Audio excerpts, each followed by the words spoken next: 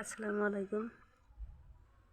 আমাদের পুকুরে যে ছোটো ছোটো তেলাপিয়া, ছোটো বড় কটা ফ্রিজে রাখবো, বড় বড়টা আর কটা চচ্চড়ি করবো। এগুলো চচ্চড়ি করবো, এগুলো ফ্রিজে রাখবো।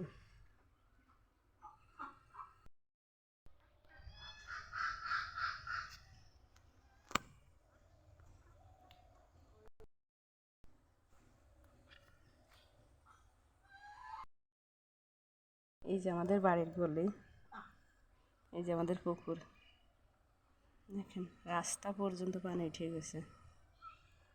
পুকুরের মাছ বের হয়ে যাচ্ছে, অনেক রকমের মাছ দিয়ে আছে।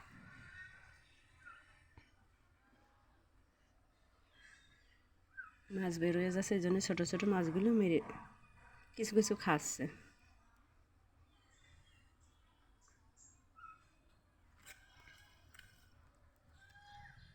আমার শ্বশুরের ভাগের পুকুর, আমাদের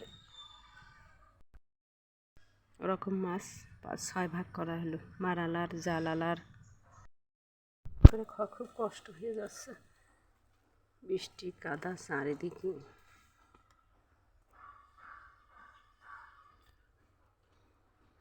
কি আর করার, কিছু করার নেই।